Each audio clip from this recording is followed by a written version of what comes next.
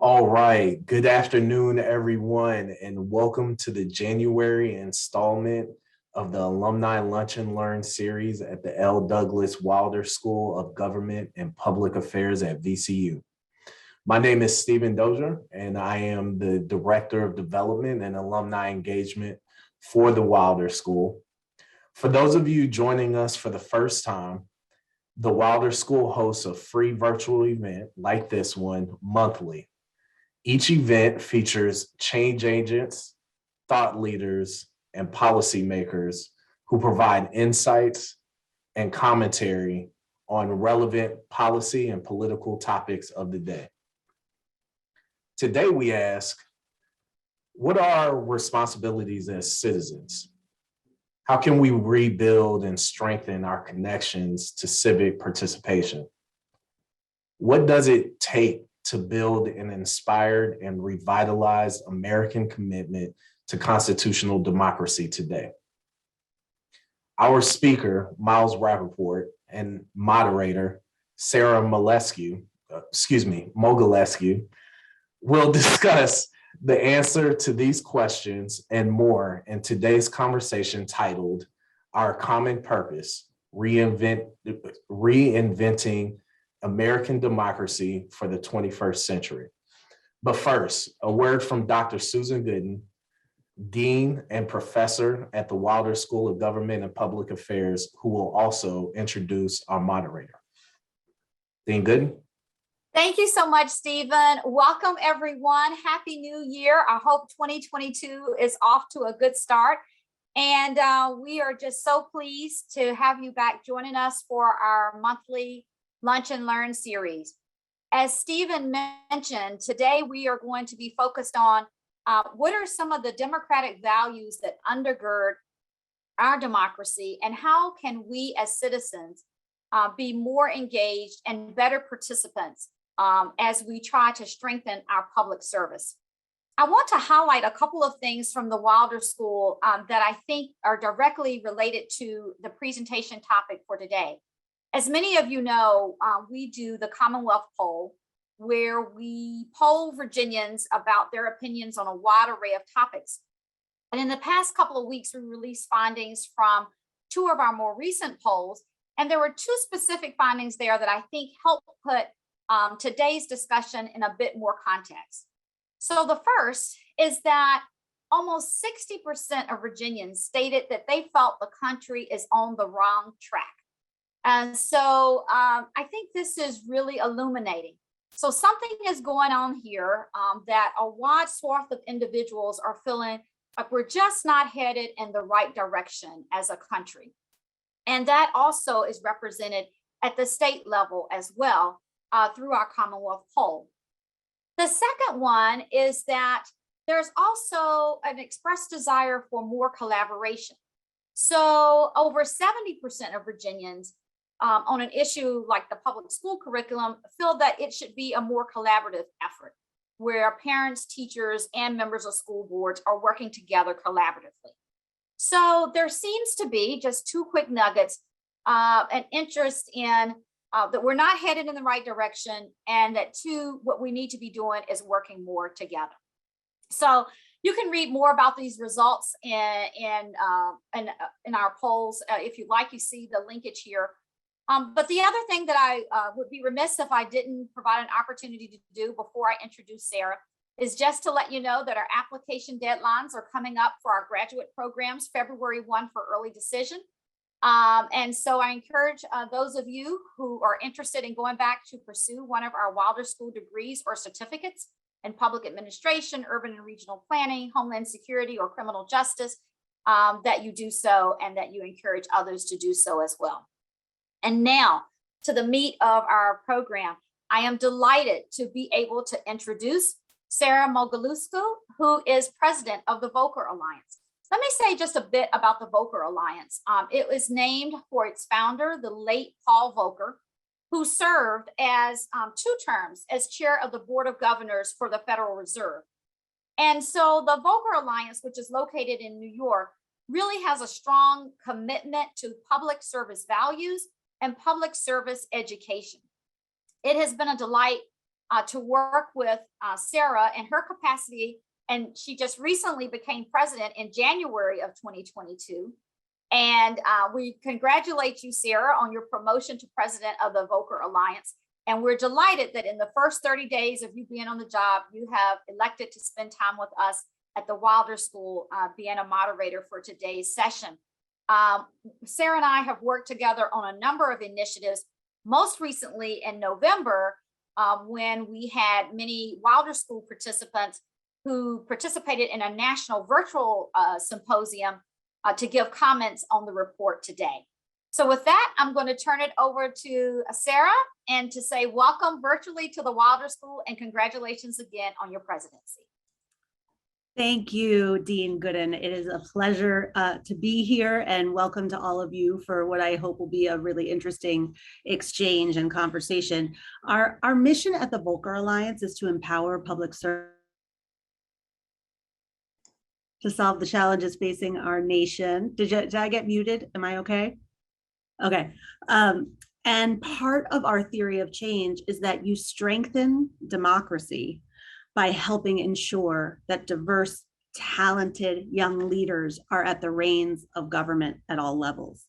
And so we partner with schools like the Wilder School because we know that that's where you can learn the skills and become prepared to be effective leaders in the public sector. And it is a pleasure to partner with Dean Gooden and all that she's doing at the Wilder School. So today we're here for an installment of the Lunch and Learn series where we're going to be focusing on American democracy for the 21st century. And we're very lucky to have with us today, Miles Rapoport. He is a senior practice fellow in American democracy at the Ash Center for Democratic Governance at the Harvard Kennedy School. And he was a member of the American Academy of Arts and Sciences Commission on the Practice of Democratic Citizenship. And while that's a mouthful, it's a really important group that has put out some very provocative and incisive recommendations on strengthening democracy that Miles will share.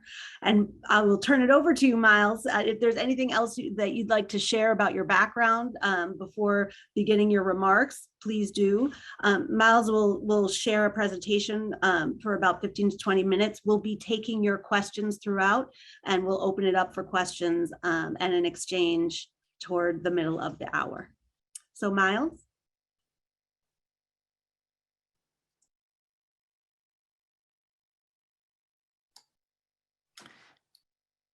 Sara, thank you very much. I'm delighted to be here. I also want to make sure that I thank Dean Gooden for the invitation. This is really an honor for me to be part of your session today. It's been great to work with Stephen Dozier, who really has helped to put this thing together. And of course, I'm a fan of the Volcker Alliance. And Sara, congratulations to you on your appointment as president. And also thanks for being part of this today. I have an interesting little anecdote to say, which is that I've never been to VCU, but I have a connection there, which is that I live in a small enclave of townhouses in Fairfax, Virginia, and I do a lot of walking around the neighborhood, so to speak. And of the 27 houses in the neighborhood, 3 of them have Virginia Commonwealth University stickers on their windshields or license plates. So if any of my neighbors are listening, I'm very glad to have you here with me. Just to say just a little bit about myself by way of introduction, I'm happy to have been a member of the commission. I also served as Secretary of the State of Connecticut. So I've been involved in these democracy issues actually for about 35 years. I started as a community organizer, spent 10 years in the Connecticut State Legislature, and was Secretary of the State for 4 years. After that, I have been working as a kind of a democracy advocate, I guess. I was the president both of DEMOS, Public Policy Center in New York, and of Common Cause, the National Citizens Organization. And I've been at the Ash Center kind of studying these democracy issues for the last 5 years. And so it's really been, I've looked at life from both sides. I've looked at democracy from many sides now, I guess I would say.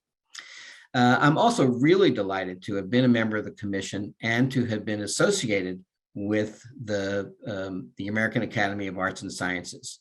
You can be forgiven if you don't actually know a lot about the American Academy of Arts and Sciences. It's a remarkable institution, but not, I think, as well known as it should be. It's located in Cambridge, Massachusetts, and it was founded a few years ago in 1780 by John Adams to be the kind of think tank, really, for the new nation, and to kind of tap into the best minds of arts and sciences to help the nation on its way. Their headquarters is in Cambridge, not too far from the Kennedy School.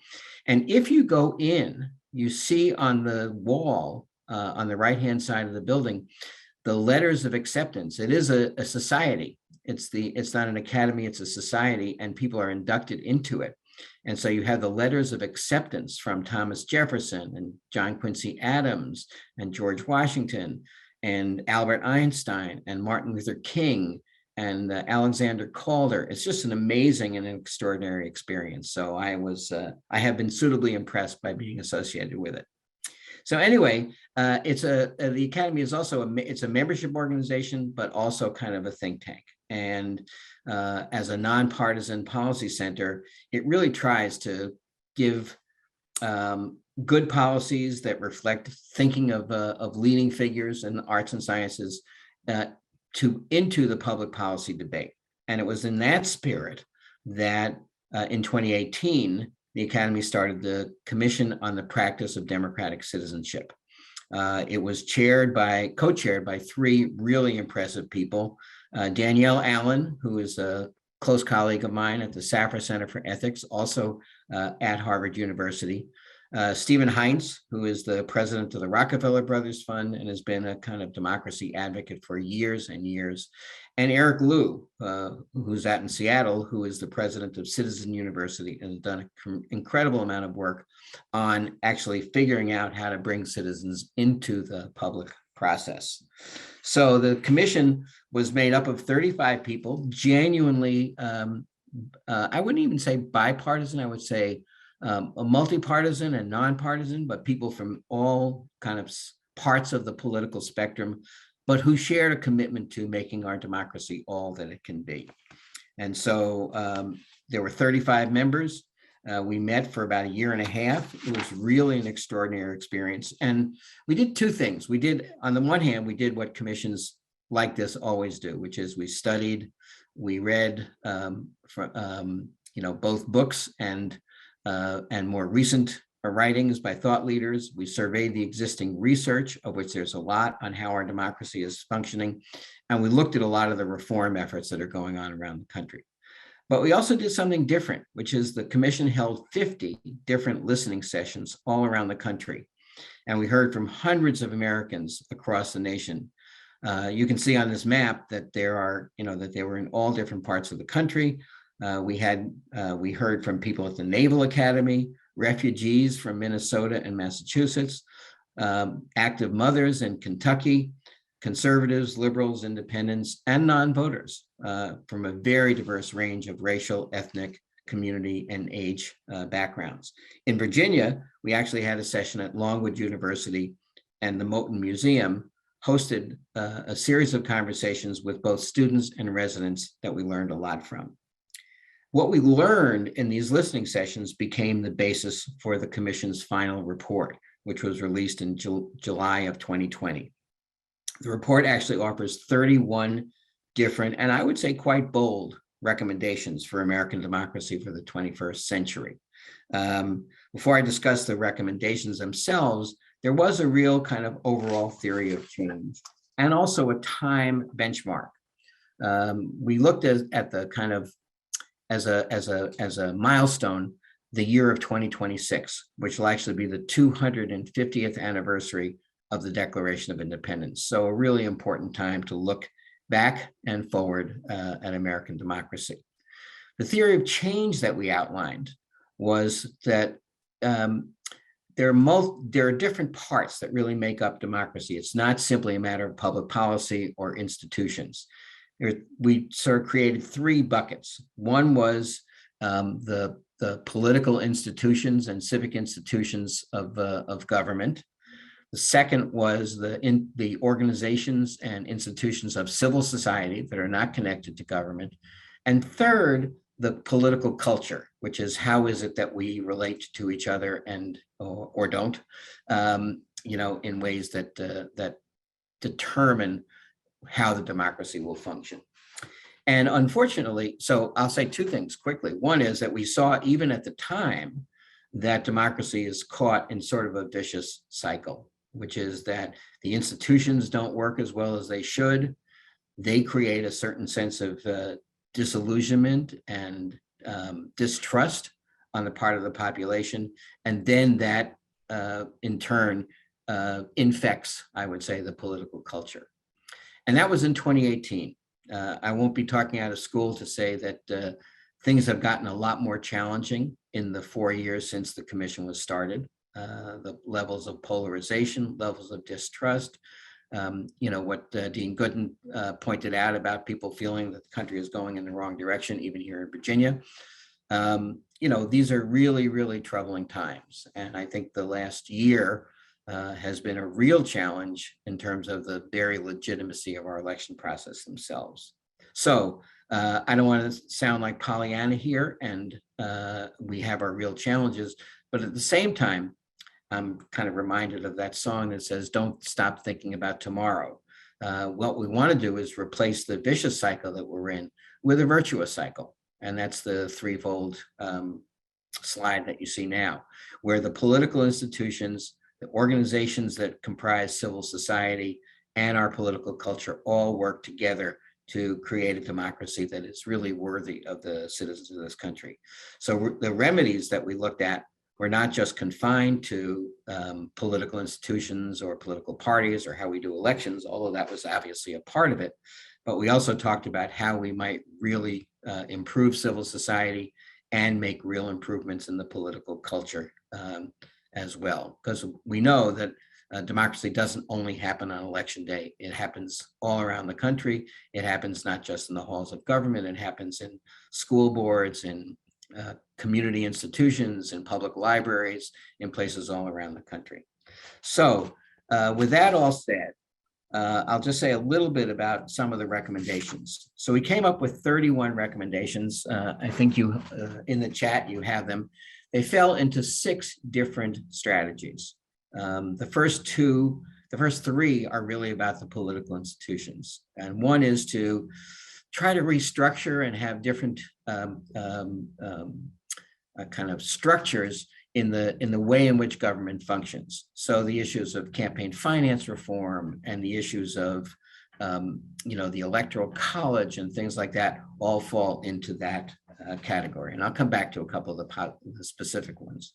Second was empowering voters. And that is clearly the fundamental, kind of activity of the political part of our democracy is voting. And so the question is, how can we improve, how can we protect voting, for one thing, but also how can we improve it? How can we expand the number of voters? How can we improve the experience of voters? That was a major thing that we talked about. And of course, one of the things that determines whether voters are engaged or involved is the responsiveness of political institutions. So how can we, whether it's Congress or whether it's regulatory agencies or whether it's state legislatures, make them such that they are responsive to citizens. Then in terms of looking at the kind of civil society, there are 2 different kinds of social capital that you can have. One is bonding social capital, and one is bridging social capital. Bonding social capital is bringing communities together, making, kind of building on the things that unite us. But bridging social capital and bridging capacity is making sure that people who don't necessarily agree on everything are also talking to each other and relating to each other. A major part of that is what is our information architecture.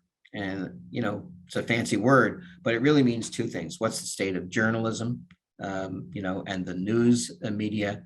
And secondly, how do the kind of dramatic changes in the social media, digital architecture, the mega platforms that we see now, how do they impact our democracy for good or for ill? How can we minimize the things that are problematical in the way that they have impacted society and maximize the things that are in the realm of good possibilities. And lastly, on the kind of political culture, I think we thought it was really important to say that, to make the point that we want a political culture in which people of all different backgrounds talk to each other, communicate to each other, have a shared sense of commitment to the nation. And the nation isn't just a kind of blind patriotism or a harsh critique.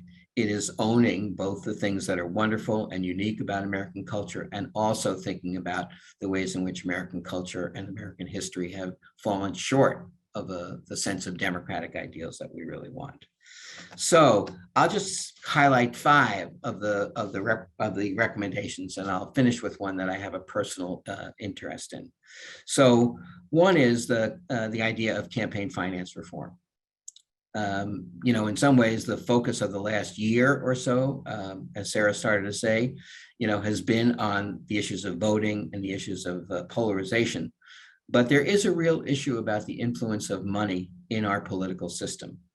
We have tremendous amounts of money being spent by campaigns, by parties, by outside groups in the election that have a way of kind of potentially drowning out the voices of ordinary voters. And so the question of how do we fund our campaigns, how do we make the funding of those campaigns transparent, all those are really, really critical issues.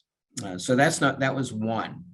Number 2 was really looking at the social media and saying, can we have a kind of a public option? Can we really enhance the ways in which those social media platforms are functioning? We used to have something back when broadcast journalism was the kind of only game in town.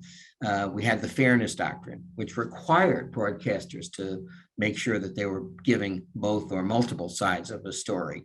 The mega platforms are not required to do that in any way, shape, or form.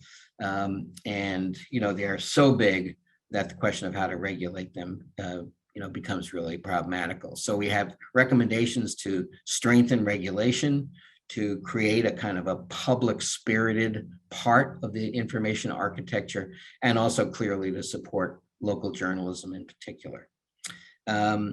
So here are 3 kind of structural proposals that are there that I was pretty impressed that the commission was able to come together unanimously in support of these particular recommendations. So one is to enlarge the House of Representatives.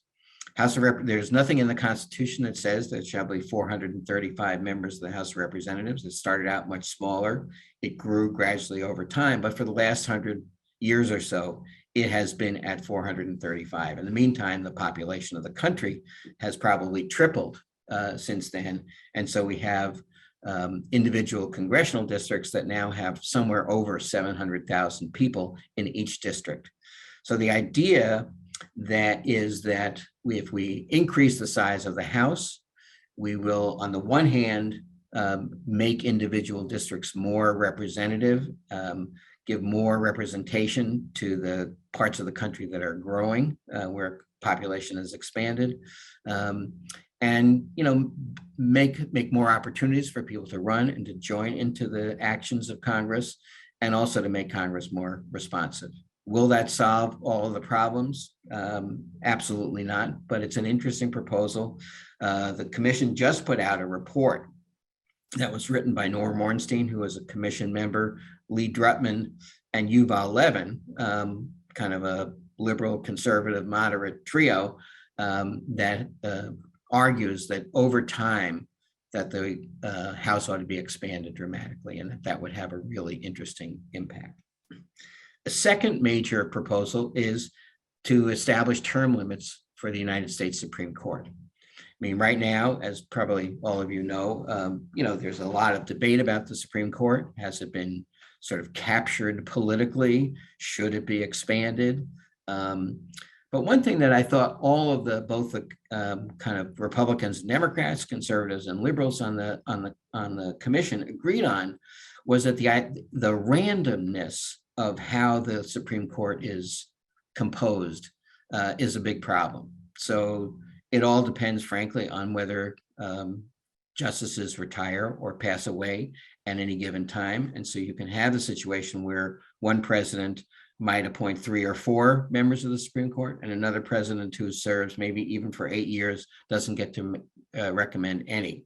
And so the idea here is to create 18-year terms for every member of the Supreme Court. And stagger them. So one member of the Supreme Court doesn't necessarily go off of the Supreme Court, but could go to a senior judge status, and then every 2 years, a new justice would be appointed. So every 4-year term of a presidency would have 2 appointments. And so what you would have would be much more Supreme Court that is much more reflective and changing of the ways in which the country is going. And here's the last. Oh no, let me do 2 others actually. One is these are both examples of how we want to make social capital and the sense of community stronger. So there is a recommendation that we go to a system of universal national service, where every person coming out of high school would give 1 year of service to the nation, whether it's in the military or in the Peace Corps or in the VISTA or in some other mechanisms, that we have 1 year where every young person is in a situation where they're mixing it up with people from other cultures, where they're serving the country, where they're developing a sense of patriotism, where they're maturing. And I think that would be a really, really important thing. Similarly, the idea of a national trust for civic infrastructure. So we've been talking a lot about the physical infrastructure of the country, but the civic infrastructure needs a lot of rebuilding as well. So all of the things, whether it's libraries, whether it's schools, whether it is places where organizations can meet each other, whether it is changes in the immigration system, all of these things that are the underpinnings, not just the political institutions, but the social underpinnings of how our civic culture is created, are something that needs investment. And so the idea here is for a kind of public-private partnership to be funded at significant levels to rebuild the civic infrastructure, while we're also, making efforts to rebuild our physical infrastructure. And the last recommendation I'll mention is the idea of universal civic duty voting, or universal voting. The idea here is actually to make voting a requirement of every citizen. Right now, we do this for jury duty. Every citizen is required to register and serve on a jury. And the reason we do that is because we want the jury pools to be reflective of the population as a whole. I think the analogy is very close in terms of voting, where if we have everyone voting, we will have an electorate that is far more reflective of the population as a whole, whether it's young people or communities of color or rural communities, all of the places where we have a skew currently in who votes, we could change that by doing that. Is it a crazy and wild idea that's never been tried? Actually, it's not. The country of Australia, which everyone thinks of as a democratic country like ours, has had the idea of mandatory attendance at the polls or universal voting for 100 years. 1924, Australia adopted it. They have 90% turnout in every election. They have the political competition is much less polarized than in this country, and people really like it. So we have the idea that we ought to try in some municipalities and states to think about whether we could do a universal voting system. So those are some of the recommendations that I think are, if adopted, would make a huge difference in the way we structure and the way our democracy functions. Last thing I'll say is that the idea of the commission is not to just, have a report that sits on a shelf, but to go out and really kind of pitch the ideas and talk about the big ideas in the report in venues like we're doing today, but to do that all around the country for the next several years and try to really kind of put some leavening ideas here into our political culture, and put some weight behind them so that they get into the kind of public debate in as strong a way as possible. So Sarah, let me stop there, I think, and that's the idea of the commission. That's what we're hoping to accomplish. I have been privileged to be part of it, but I'm eager to engage with all of you in a discussion about the content of it and the state of our democracy and however way the discussion wants to go. Great. I think I need the host to relaunch my video. Okay. Not like Right. you really need to see me, but we can take down the slideshow too. That way you'll be bigger. oh, We want you to have a terrific. bigger Just personality. what we all need. There you go. So, I loved listening to the recommendations that you chose to highlight, because as you say, they are bold, and they were bold in July 2020. It's hard as a listener and as someone who is following the news and watching our representatives in Washington, D.C., to conceive of such big, bold, game-changing types of reforms, the numbers of representatives, the terms in the Supreme Court, a universal year of service. How do those types of reforms get actualized just as mechanically, and then answer that also in the hyper-partisan environment in which we find ourselves? Well, those are two big and different questions. So let me answer the first one first, which is only this does not require a rewriting of the Constitution. There's only one recommendation, which is about changing the rules for campaign finance, which would require a constitutional amendment based on the jurisprudence of the last 50 years around money in politics. Many of the others could be adopted by Congress if that were, the desire of Congress. But even more of them could be done at the state or municipal level. So the National Trust for Civic Infrastructure would be a funder of many, many local activities. The universal civic duty voting, which I mentioned at the end, our hope is that some municipalities and some states will kind of serve their function as laboratories of democracy and adopt this kind of bold and wide-ranging reform. And others, if you really dig into the report, are things that local citizen organizations could do. And so I think there's a range of activities that go up and down from Congress and federal action, to community involvement that are all contained within the body of the report.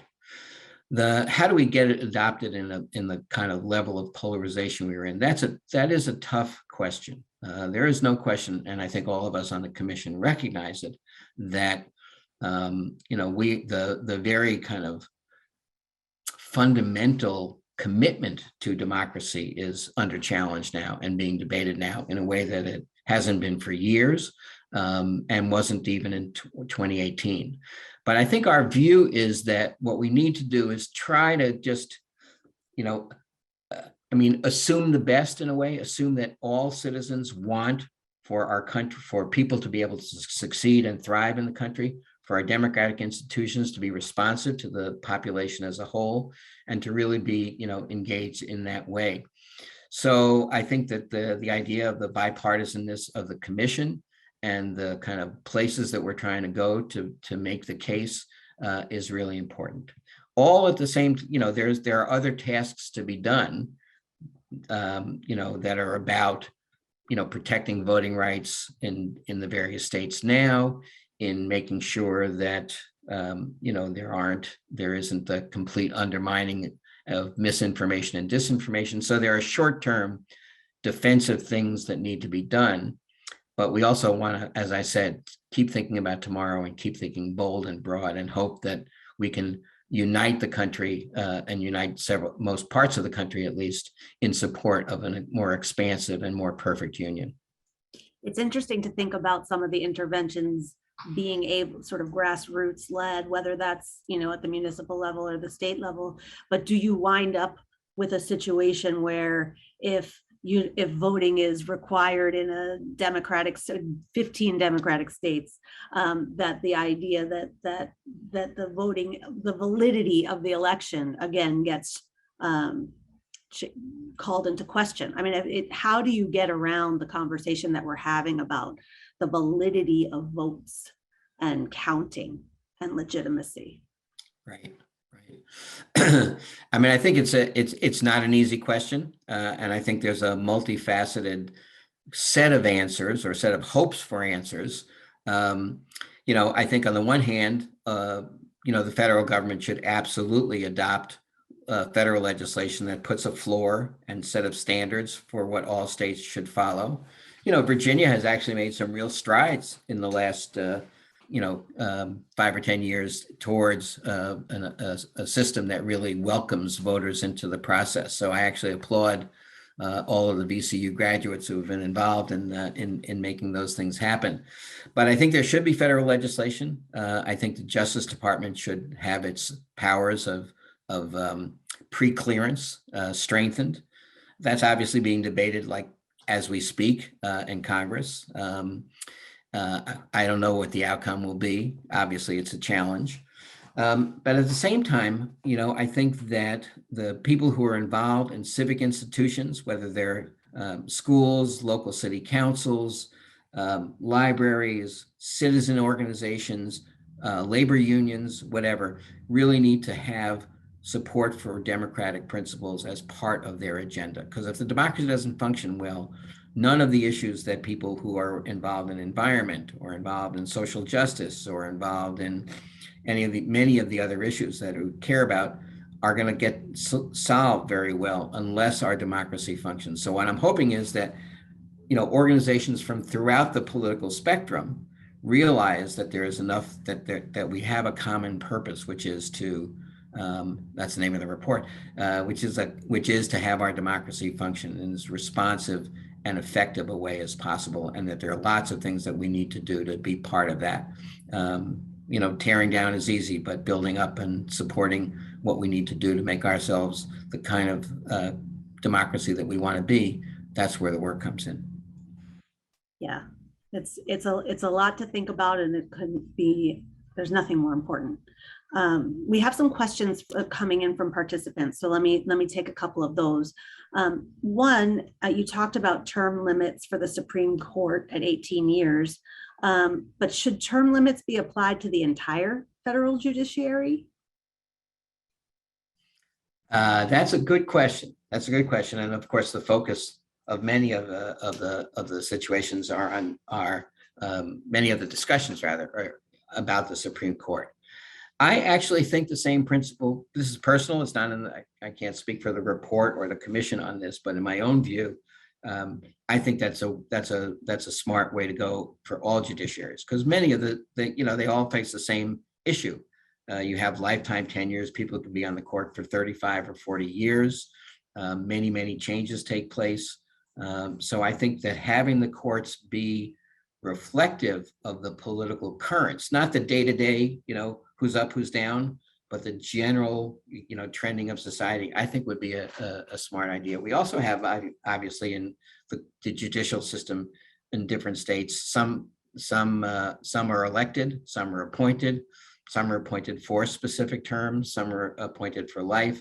So I think that, again, having as good and consistent a way of having our judicial systems work would be a great idea. And to do that is mechanically, that's a constitutional question.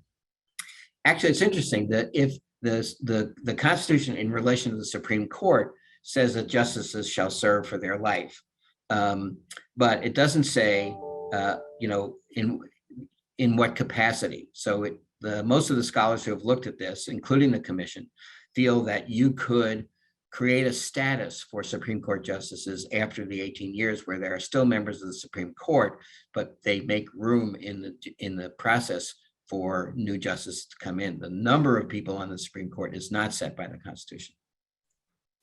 Super interesting. Another participant question, you talked about the House of Representatives and the number expanding there, but what about expanding the Senate? Something from 2 senators to 4 senators, based on the same argument. Why steer away from the Senate? Well, the 2 senators per state, that is in the Constitution, so that would require a major constitutional shift.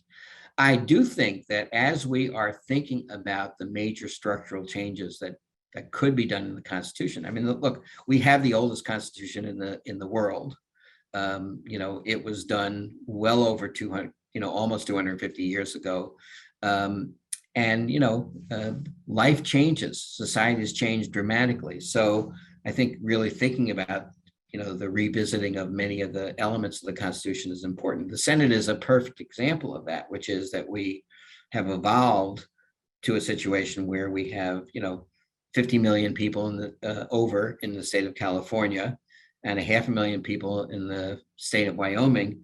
And both of those states have the same 2 senators. And so if you think about it as what does each voter count for, the voters of Wyoming count for a whole lot more based on the US Senate than the voters of California. So I realize that if you live in a small state, you certainly want to protect the representation that you have. But I think thinking about an overhaul of the Senate is well worth a serious set of considerations for the long term.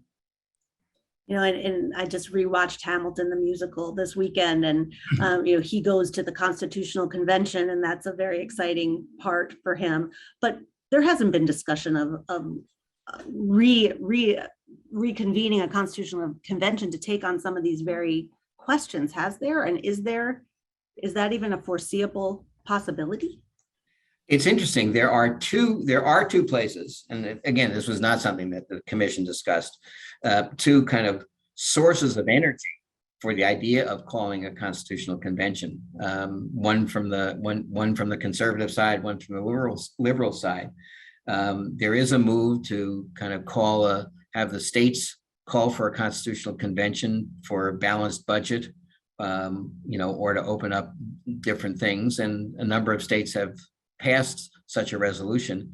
And on the other hand, people who want to change the idea of the campaign finance system want to have, some of them want to seek a constitutional convention to rewrite it so that corporations are not necessarily described as people, and people's rights are.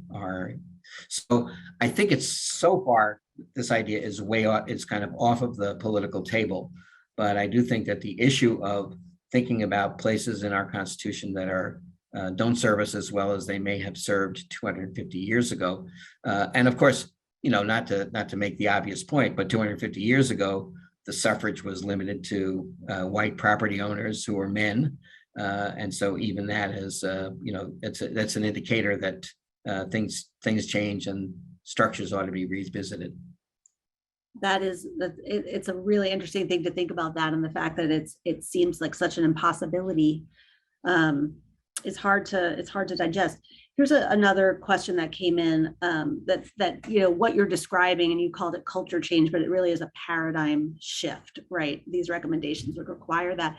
So how does the commission or members of the commission imagine promoting these kinds of ideas in a clearly divided time, so that they are perceived as bipartisan, because they do sort of ring at least at first blush, knowing what the status of the discord is, feel like they are partisan in some ways. How do you address that? How do you convey that this is not a political set of recommendations? Well, people, you can't necessarily change every single person's perception, but the reality of how the commission was constructed, which was to have people from the liberal side and the conservative side, people who identify more as Democrats and people who identify more as Republicans, was very carefully constructed, so that we really did, for any recommendation that we wanted to think about, have to have both the kind of liberal members of the commission and the more conservative members of the commission agree. What was wonderful was that people didn't say, well, this didn't automatically go to their corners and say, well, that's a liberal idea, I'm going to be against it, or there's a conservative idea. We really put things on the table for discussion. And I think that's a what you call it, a metaphor for what we'd like to see happen in the country, which is that, I would say there are 3 realms in which the commission wants to try to move these ideas out. So one is in the kind of intellectual, policy, journalistic realm. So we want to be doing writing on the various recommendations and speaking as often as we can as commission members to these recommendations. So that's one level. Second level is we do want to have champions, both in organizations and political champions, where these recommendations are legislative, to at least go to bat for them and get them into the public debate, at the state, municipal, and potentially federal level. But then we also want to do grassroots public education. I mean, we really want, and I appreciate the opportunity to speak with, alumni of VCU. We want to go out into places and spaces where not everybody is in agreement. We're not just going to the local Democratic Party town committees. We want to go in places where there's real difference of agreement, put the ideas out and debate them. And we think gradually over time, we're not expecting these recommendations to be adopted overnight. Probably not many of them will be recommended even fully implemented even by 2026, which was the commission's milestone. But we'll make some progress. And we hope to win some people over to the idea that democracy changes that both enhance our political institutions, also enhance our civic culture and our civil society, need to be adopted and need to be worked for. So what can participants and listeners on this webinar do? Are there ways that we can move from this conversation to doing? Well, sure. I mean, it's, I think that on the one hand, obviously, getting the report out into other people's hands. This is a public report. So if anybody who's listening today wants to send it to their, post it on social media or send it to their friends and family, that would be great. I hope that people will read it carefully. And if there's some particular policy or idea that appeals, to take it up and to kind of think about it and whether they can, be an advocate for it in their municipality or at the state level. And overall, I hope that people will, kind of talk with their friends and neighbors, go to their local associations wherever you meet, and hopefully we'll be able to meet in person sooner rather than later, and make the case for these kinds of ideas. And I would say the last thing I would say is to look for opportunities. I think one thing we can all do, and I challenge myself on this regard as well, is figure out how we can develop to have real conversations with people who don't agree with us, who aren't in our kind of philosophical or community or bubble, but to be responsive and receptive to new ideas from them, and also to make the ideas of this report something that other people are hearing. So I think both as citizens, we can do something with as family members, as community members, et cetera. And then in our political lives, I'd love to see people take up these issues and bring them into their local jurisdictions. And obviously there's a website, to state the obvious, there's a website for ourcommonpurpose.org. I would say go visit it and join the conversation. Great. One question that's in a little bit of an inside baseball, but I think it's an interesting one that came in. Should charitable contributions be changed from tax deductions to tax credits, giving the taxpayer more of an incentive to support civic organizations? Is there any discussion about that? Yeah, I think it's a very good idea. I mean, the charitable tax deduction is really important, has been for philanthropy and for citizens in general. It tends to be something that people who itemize their deductions use. So the idea of making it into a tax credit or refundable tax credit that everyone can use, I think is a good idea. The other thing is there are some very interesting ideas in terms of financing campaigns that have been tried in places like Seattle and other places around the country, where citizens are given vouchers, say $100 and 4 $25 vouchers. I think that's the Seattle example, that they can contribute, to political candidates or political campaigns as they see fit.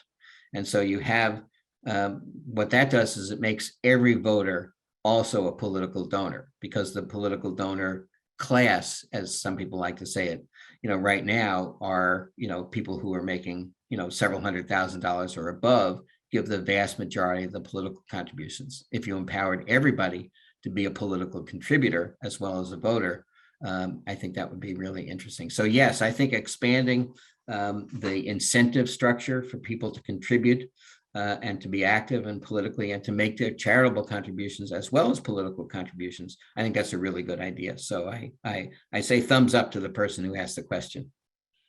All right, another question, and then I'll probably ask one more to close before we wrap. Okay. This is from participants. Why do so many advocates of expanded voting seem to oppose requiring a mandate, requiring ID to ensure only eligible citizens are voting when such IDs are widely available and required for nearly all other activities?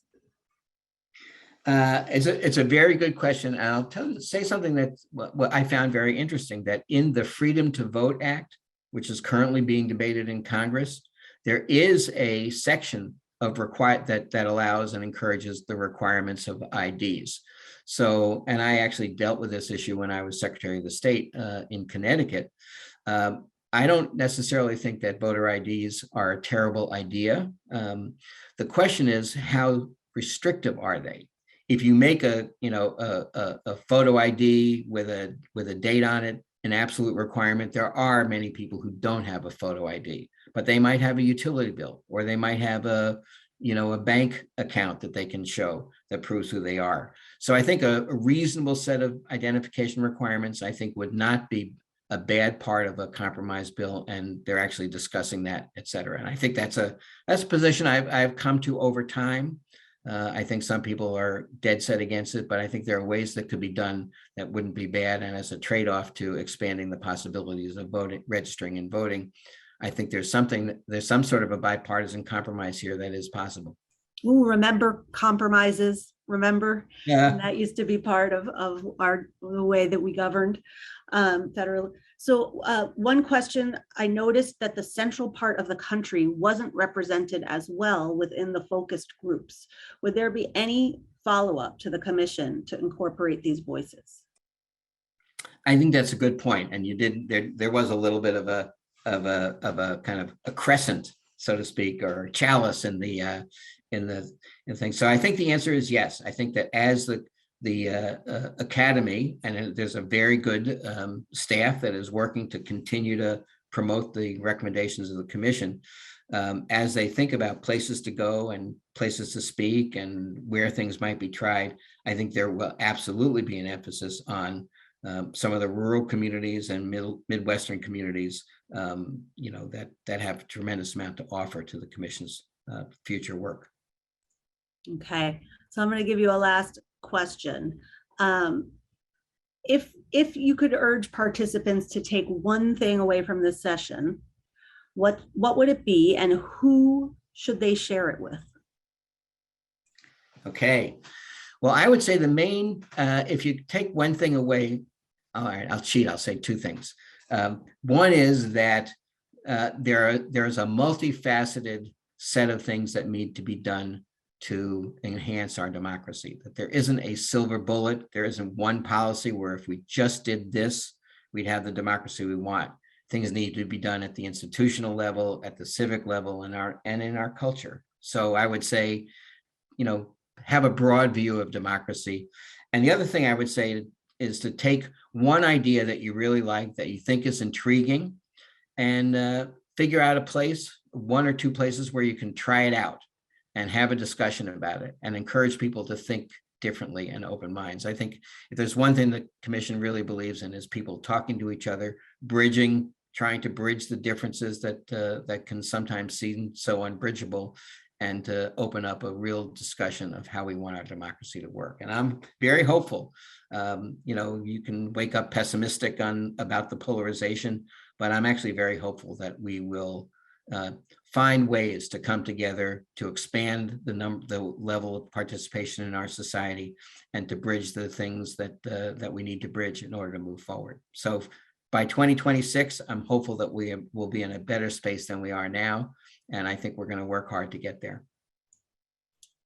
Thank you. I just, as listening to this talk, and there are other talks that I've participated in over the past several months, and there, there is this sort of dire urgency. Democracy is fragile kind of alarm. And what I've enjoyed both reading our Common Purpose report, which I encourage participants to do, and listening to you, is that this is a proactive and optimistic, and we hold our own fate kind of perspective, which I think is quite refreshing in this day and age. So thank you for that, Miles. And what I would also say is that again, encouraging folks to think about the report and this idea.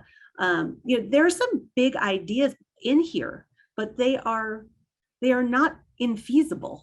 Right? I mean, they may be unfeasible in the way that our current perceptions of our political system and federal system are structured.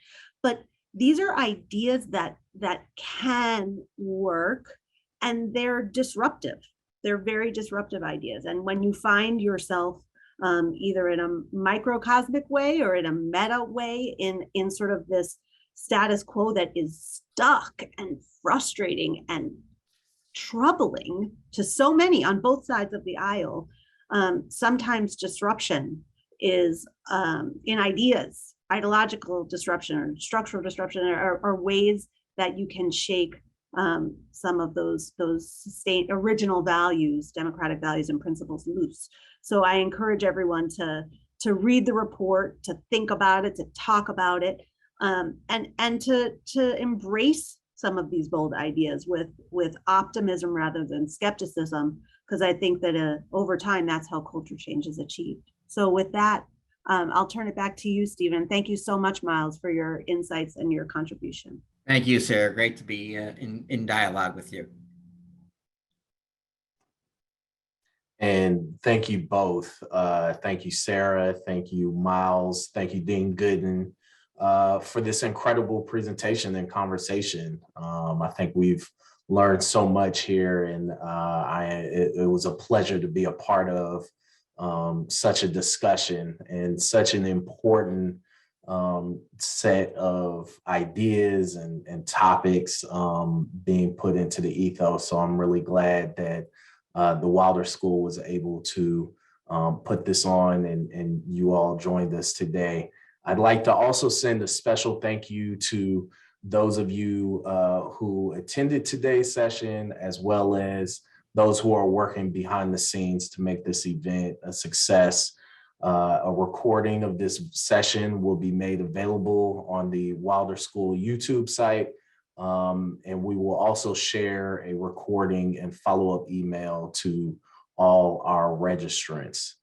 I would encourage you to join us again on February 23rd for our Lunch and Learn entitled Moving Forward Together, The Road to Transportation Equity in Richmond, with the Director of Equitable Innovation and Legislative Policy of the Greater Richmond Transit System, Joe W.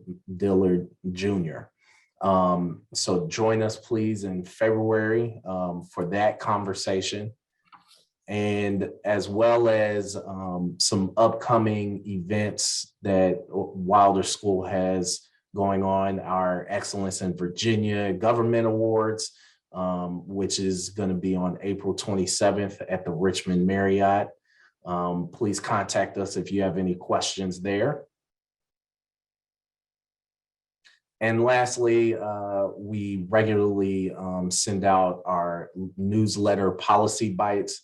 Please sign up or subscribe using the email you see there below. We would love to continue conversations like these and keep engaging our attendees today.